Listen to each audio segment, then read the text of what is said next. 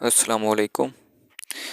आप सब लोगों से गुजारिश है कि मेरे चैनल उर्दू कहानी वर्ल्ड को सब्सक्राइब कर लें और घंटी के निशान को प्रेस कर लें ताकि मेरी आने वाली तमाम वीडियोस आपको फ़ौरन से मिल सकें। खुदा और मोहब्बत, दुनिया की हर मोहब्बत करने वाले और दुनिया की हर मोहब्बत के नाम। पहली बारिश। वो शायद हवाई जहाज़ के पहियों की रनवे से रगड़ खाने की आवाज़ थी जिससे मेरी कच्ची नींद टूट गई थी। जहाज़ लंदन के हेथ्रो एयरपोर्ट पर लैंड कर चुका था और अब धीरे धीरे रनवे पर चलता हुआ पार्किंग एरिया की जानब बढ़ रहा था। एयर होस्टेस के ऐलान के मुताबिक लंदन का मकामी वक्त सुबह 6 बजे का था। लंदन शहर एक मलगजे से अंधेरे में डूबा हुआ था। ऐसा लगता था रात भर बारिश होती रही है। हल्की हल्की सी फुहार अब भी मेरी सीट की विंडो स्क्रीन पर इश्तिहार बखेर रही थी। ये बारिशें भी कितनी अजीब होती हैं। कभी तो सारी उम्र भी मौसलाधार बरसती रहती हैं, तब भी इंसानों का अंदर भिगो नहीं पाती, और कभी किसी के मन को हर लम्हा जल थल किए रखती हैं, लेकिन बाहर वालों को इसकी खबर भी नहीं हो पाती। लंदन की ये पहली बारिश भी कुछ ऐसी ही थी जिसने मेरे वजूद को तो बाइस से भिगो दिया, लेकिन मेरे अंदर की प्यास अब भी मेरे हलक में कांटे चबो रही थी। जहाज अपने मुकर्ररा पार्किंग स्टैंड पर लगी ट्यूब से जुड़ चुका था और मुसाफिर जमाइयाँ लेते हुए एक एक करके ट्यूब के जरिए टर्मिनल पर उतर रहे थे। जब तक मैं लाउंज में पहुंचा तब तक उफक से सुबह की हल्की सी सफेदी झांकने लगी थी, लेकिन काले घने बादलों और मुसलसल बूंदाबांदी की वजह से लाउंज की शीशे की दीवार के बाहर अब भी किसी उदास शाम का सा जर्दी माइल पीला अंधेरा बाकी था। मैं हमाद अमजद, पाकिस्तान के मारूफ ताजिर ख़ानदान का चश्मो चिराग के जिसके आबाओ अजदाद पाकिस्तान बनने से पहले और पाकिस्तान बनने के बाद भी इंतहाई अहम हुकूमती ओहदों पर फाइज रह चुके थे। तजारत जिसके घर की बांदी है और मुल्क के अहम सरकारी अमाल जिसके घर शाम की चाय पर तलब किया जाना अपने लिए बाइस फ़ख्र समझते हैं, वो हमाद अमजद आज लंदन की उस भीगती सुबह में तनहा और उदास हेथ्रो एयरपोर्ट के आमद लाउंज में खड़ा था। कहने को तो मेरी लंदन आमद का मकसद यहाँ की मशहूर किंगस्टन यूनिवर्सिटी के शोबे मुआशियात से आला तालीम की 2 साला डिग्री लेना था, लेकिन मैं खुद जानता था कि ये सिर्फ एक बहाना था, खुद अपनी ज़ात से फरार ढूंढने का एक बहाना। मैं खुद को इस शहर की गहमा गहमी में इस कदर मुलविस कर देना चाहता था कि मुझे पल भर भी खुद अपने आप के साथ तन्हा गुजारने का मौका ना मिल पाए। मेरी जहनी हालत ऐसी थी कि मैं दूसरों के नागवार वजूद को भी झेलने के लिए तैयार था, लेकिन अपना सामना लम्हे भर को भी नहीं करना चाहता था। लेकिन ये इंसान भी कितना मजबूर और लाचार है।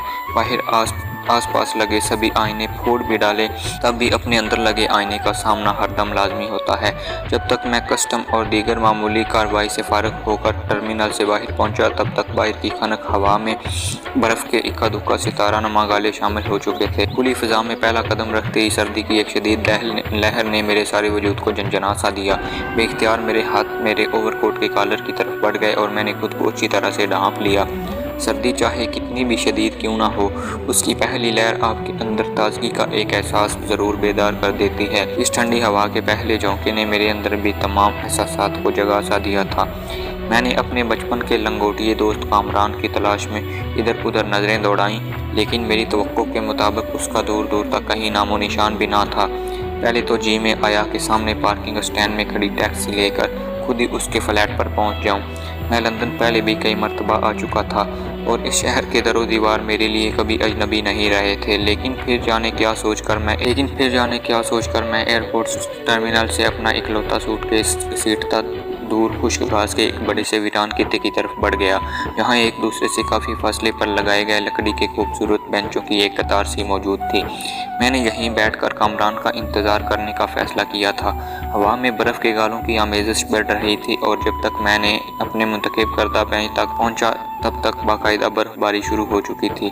मुझे याद है बचपन में मैं और कामरान शाम को आसमान पर बर्फ़ के मखसूस दूधिया सफ़ेद बादल देखकर रात भर अपने अपने घर में बिस्तरों में दुब के बर्फ़ गिरने की दुआएं किया करते थे, और सुबह जब आसमान से बर्फ़ के सितारे गिरते देखते और शहर की बर्फ़ को सफ़ेद चादर में लिपटा देखते तो हमारी खुशी का कोई ठिकाना ही नहीं रहता।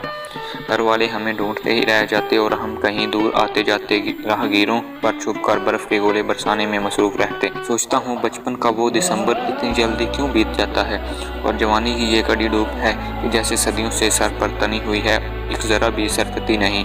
मैं जिस जगह बैठा हुआ था ज़मीन का वो टुकड़ा आम सतह से कुछ बुलंद था, इसलिए दूर से लंदन शहर की ऊंची लेकिन कदीम इमारतों की झलक यहाँ से वाज़े नज़र आ रही थी। कुछ ही देर में बर्फ़ ने तमाम शहर को पूरी तरह से ढक लिया। खुद मुझे भी दूर से कोई देखता तो शायद बर्फ़ से बना एक मुजस्मा ही समझता। कामरान का अभी तक कुछ अता पता नहीं था, वो बचपन से ही ऐसा था। ہمیشہ کا لاپرواہ اور صبح جلدی اٹھنے سے تو ہم دونوں کی جیسے جان ہی جاتی تھی۔ مجھے یاد ہے ہم دونوں سالانہ امتحانات میں بھی بمشکل پرچے بٹنے کے بعد ہی کلاس روم میں پہنچتے تھے۔ بچپن یوں ہی ہنستے کھیلتے گزر گیا، لیکن پھر اچانک کامران کے گھریلو حالات نے پلٹا کھایا۔ ماں باپ ایک ٹریفک حادثے میں اللہ کو پیارے ہو گئے۔ گھر میں کامران اکیلا رہ گیا کیونکہ اس کی اکلوتی بڑی بہن پہلے ہی بیاہ کر اپنے گھر سدھار چکی تھی۔ باپ کی موت کے بعد کامران کو پتہ چلا کہ اس کے باپ نے قرضوں کا بے تحاشا بوجھ اس کے لیے ورثے میں چھوڑ رکھا ہے۔ قرض خواہوں کے مطالبات بڑھتے گئے اور آخرکار اسے مجبوراً اپنا آبائی گھر اور بچی کچی جائیداد بیچ کر لندن شفٹ ہونا پڑا۔ قرض چکانے کے بعد جو کچھ بچا اس سے کامران نے یہاں ایک چھوٹا سا ریسٹورینٹ کھول لیا تھا اور اب اس کی گزر بسر مناسب انداز سے ہو جاتی تھی، اور اب تو وہ مکمل اسی شہر کا ہو کر رہ گیا تھا۔ دراصل اسے لندن ہمیشہ سے ہی بہت پسند تھا۔ شاید ہم دونوں کے اندر ایک بے حد قدیم روح بستی تھی، کیونکہ قدامت پسندی اور اداسی لندن شہر کا ہی خاصہ ہے۔ ہر شہر کا اپنا ایک مزاج ہوتا ہے۔ مجھے بھی کبھی چیختے چنگاڑتے شہر اچھے نہیں لگے، گرم، حبس زدہ اور بے چین، جیسے ہر لمحہ کچھ کھو جانے کا احساس دل کو جکڑے رکھے۔ مجھے سرد اور ٹھنڈے مزاج کے لوگ ہمیشہ متاثر کرتے تھے، خاموش اور پرسکون، انسان کا ہر غم ہر دکھ اپنے اندر سمیٹ لینے والے شہر۔ لندن بھی انہی شہروں میں سے ایک تھا۔ میرے سامنے سے ایک نوجوان جوڑا ہنستے ہوئے گزرا۔ لڑکی نے غور سے میری جانب دیکھا۔ اس کے رخسار سردی سے سرخ انگارہ سے ہو رہے تھے اور آنکھوں میں ایک ازلی مسکراہٹ تھی۔ لڑکی مجھے دیکھ کر مسکرا پڑی اور مجھے وش کرتے ہوئے کچھ فاصلے پر رکھے دوسرے بینچ پر جا کر بیٹھ گئے اور راز و نیاز میں مصروف ہو گئے۔ دونوں کے لباس سے ظاہر تھا کہ وہ صبح سویرے جاگنگ وغیرہ کے لیے گھر سے نکلے تھے۔ یہ موسم اور ان منچلوں کی یہ ادا، میں یہ سوچ کر مسکرا دیا۔ موسم بھی ہر انسان پر کچھ الگ ہی طور اترتے ہیں۔ مجھے یاد ہے میرے آبائی شہر کوئٹہ میں جب رات بھر برف گرتی تھی تو صبح سویرے غریب مزدور طبقہ اپنے بال بچوں سمیت چھوٹے بڑے بیلچے اور لکڑی کے بڑے بڑے پھٹے لے کر دروازے کے سامنے سے اور چھت کے اوپر سے برف ہٹانے میں جٹ جاتا، کیونکہ یہ برف ان کے کچے گھر کی چھت پر زیادہ دیر ٹکتی تو چھت کو چھلنی بنا دیتی تھی۔ ان غریبوں کی ساری سردیاں ایسے برفیلے موسم سے پناہ مانگتے میں ہی گزر جاتی تھیں، اور جہاں لندن میں اس برفیلی صبح یہ دو متوالے موسم کا لطف لینے گھر سے نکلے تھے۔ ایک ہی موسم کسی بھی دو افراد پر دو مختلف صورتوں میں کیسے وارد ہو سکتا ہے؟ موسم تو بس موسم ہی ہوتا ہے۔ اچانک میرے خیالات کا سلسلہ ٹوٹ گیا۔ میرے کاندھے کو کوئی زور زور سے ہلا رہا تھا۔ اٹھ جائیے جناب،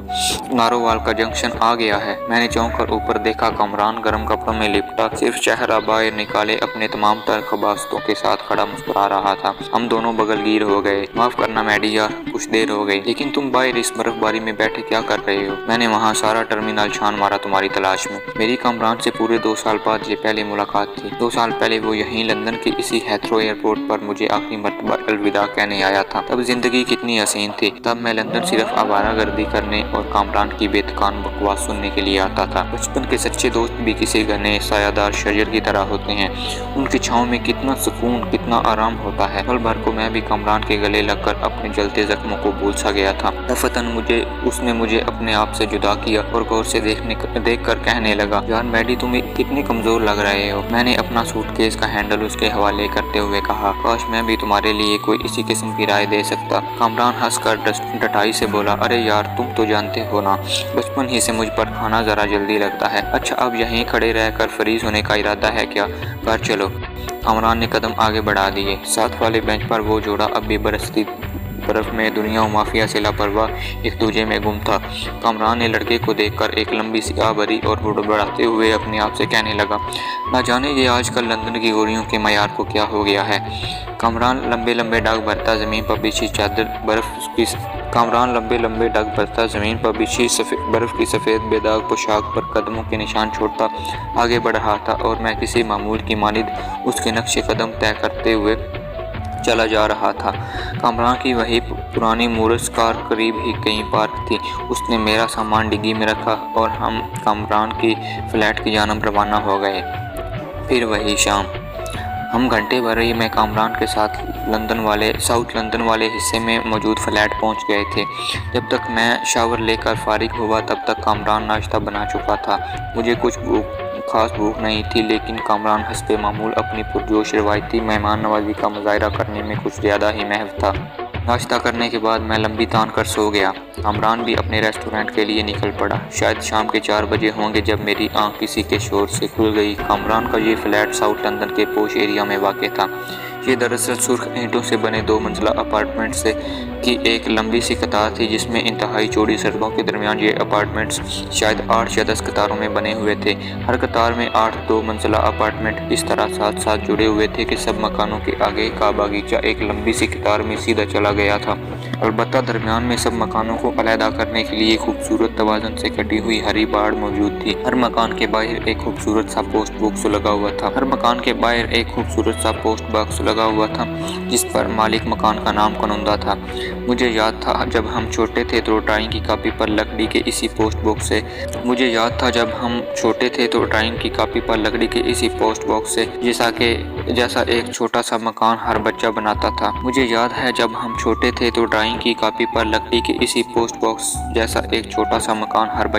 تھا۔ میرے کمرے کی کھڑکی اپنی بالکنی سمیت پیچھے سڑک کی طرف کھلتی تھی۔ یہ ہلکا سا شور بھی اسی پچھلی سڑک پر بنے قطار نمبر 2 کے اپارٹمنٹس کی طرف سے آ رہا تھا۔ میں بالکنی میں کھلتا شیشے کا دروازہ کھول کر ٹیرس میں نکل آیا۔ برف باری تھم چکی تھی، لیکن آس پاس دور تک ہر چیز کو برف نے ڈھانپ دیا تھا۔ سڑک کے پار گلی کے چند بچے برف کا پتلا بنانے میں مشغول تھے۔ یہ شور انہی کے معصوم قہقہوں اور آپس میں تکرار کا تھا۔ ان میں سے ایک گروپ پتلے کی ناک کی جگہ گاجر لگانا چاہتا تھا، جبکہ دوسرا گروپ ناک کی لکڑی کو موٹی کیل سے سنوارنا چاہتا تھا۔ ملا کر دونوں گروپوں میں گاجر پر اتفاق رائے ہو گیا اور پتلے کو ہیٹ، مفلر اور کوٹ وغیرہ بھی پہنا دیا گیا۔ آس پاس سے گزرتے ہوئے لوگ بچوں کی اس کاوش کو رک کر دیکھتے اور مسکرا کر آگے بڑھ جاتے۔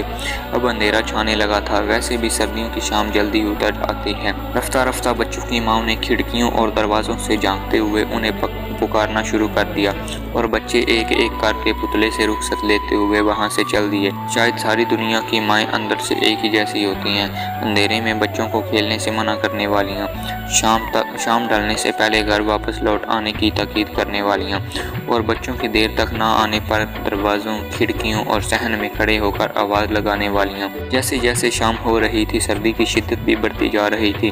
سڑک کے کنارے کھڑا کافی والا ایسپریسو کافی کے گرما گرم مگ آتے جاتے راہگیروں کو پیش کر رہا تھا۔ سردی سے ٹھٹھرتے جوڑے چلتے چلتے کچھ دیر کو رکتے اور گرم کافی حلق میں انڈیل کر آگے بڑھ جاتے۔ اس وقت بھی ایک خوبصورت نوجوان جوڑا اسٹال کے سامنے کافی پینے کے لیے رکا ہوا تھا۔ لڑکی اپنی بڑی بڑی آنکھیں پٹپٹاتے ہوئے کافی کے بڑے سے مگ سے نکلتی ہوئی بھاپ کے عقب سے شرارت سے لڑکے کو دیکھ رہی تھی اور باتیں کرتے ہوئے مسکرائے جا رہی تھی۔ ہم انسان بھی کس قدر ظاہر پرست اور ظاہر پسند ہوتے ہیں۔ کافی کے مگ سے اٹھتا ہوا دھواں سب کو دکھائی دے جاتا ہے، لیکن اپنے آس پاس بستے انسانوں کے سینے سے اٹھتا ہوا دھواں سب کی نظروں سے اوجھل ہو جاتا ہے۔ اب مکمل اندھیرا چھا چکا تھا۔ سڑک کے کناروں پر لگے لیمپ پوسٹ جل چکے تھے۔ پھر وہی شام تھی، پھر وہی میں تھا اور پھر وہی بیتی یادوں کے محیب سائے تھے۔ پھر وہی شام تھی، پھر وہی میں تھا اور پھر وہی بیتی یادوں کے محیب سائے تھے۔ کہتے ہیں شام زوال کا وقت ہوتا ہے اور زوال صرف سورج کا ہی تو نہیں ہوتا۔ مجھ پر تو ویسے بھی یہ وقت زوال بہت بھاری ثابت ہوتا تھا۔ جتنی تنہائی میں نے اپنی زندگی میں شام کے وقت محسوس کی ہے، اتنی کسی اور پہر میں کبھی نہیں جھیلی۔ دفتن فلیٹ کے لاؤنج میں رکھا فون بج اٹھا۔ دوسری طرف سے کامران کی چہکتی ہوئی آواز سنائی دی۔ اے میرے اداسیوں کے پرستان کے شہزادے، رات کے کھانے کا کیا پروگرام ہے؟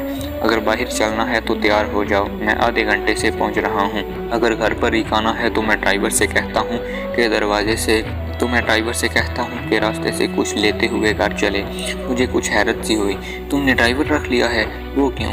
کامران کی مخصوص ہنسی کی آواز فون پر گونجی۔ دراصل جب میں اپنے کیفے کو بند کر کے نکلتا ہوں تو وہاں سے گھر تک کے راستے میں خود اپنے آپ ہی ڈرائیو کر لیتا ہوں۔ دوسروں کو ڈرائیور کا بتانے میں شخصیت ذرا رعبدار رہتی ہے۔ میرے منہ سے اس کی شان میں کچھ الفاظ نکلے اور میں نے فون بند کرتے ہوئے کہا، تم کبھی نہیں سدھر سکتے۔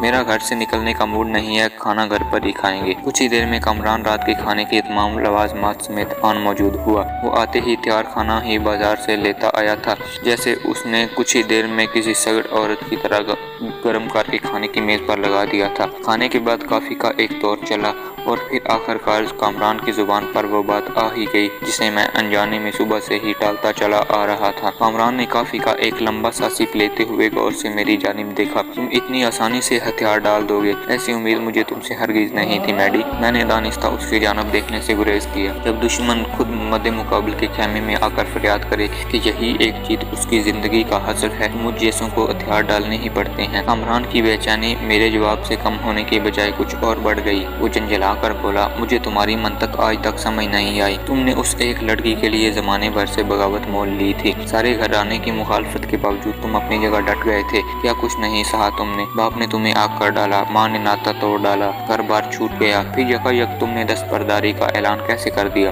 मेरे लबों पर कमजोर सी एक मुस्कुराहट उभर आई। शायद जमाने की सख्तियों ने मुझे एहसास दिला दिया है कि मोहब्बत सिर्फ एक बेवकूफ़ी है। अपने घर का ऐशो आराम छोड़कर सहराओं और जंगलों की खाक छानने वाले सिर्फ अहमक होते हैं और कुछ नहीं। कामरान सोफे से उठकर मेरी जानिब आया और मेरे कंधों पर हाथ रखकर झुककर मेरी आंखों में आंखें डालकर बोला, मैं तुम्हें 6 साल की उम्र से जानता हूँ मिस्टर हमाद। पिछले 20 सालों से हम एक दूसरे के साथ हैं। हमारा बचपन, हमारी जवानी एक दूसरे के सामने किसी आईने की तरह आया है। तुम्हारा शुमार उन्हीं अहमकों में होता है जो घर का नरम बिस्तर छोड़कर दर बदर की तपती रेत छानते फिरते हैं। इस वक्त तुम थके हुए हो, जाकर सो जाओ, हम इस मौजू पर फिर कभी बात करेंगे। कामरान मुझे थपकी देता हुआ अपने कमरे की जानिब बढ़ गया। मैं वहीं आराम कुर्सी पर खिड़की के सामने बैठा बाइट सन्नाटे में दरख्तों की टहनियों से जो बर्फ के बोझ से भारी होकर झुकी हुई थी बर्फ गिरने की मखसूस तब तक सुनता रहा। बाहर आसमान सुर्ख अंगारा सा हो गया था और यहाँ अंदर कमरे में आतिशदान में जलती लकड़ियों की चटकने की आवाजें और दीवार पर लपकते शोलों के साए थे। रात ढल रही थी और मेरा ज़हन माजी के दरीचों को फलांगता हुआ 2 साल पहले की उस शाम की यादों तक जा पहुंचा था जब मेरी ईमान से पहली मुलाकात हुई थी।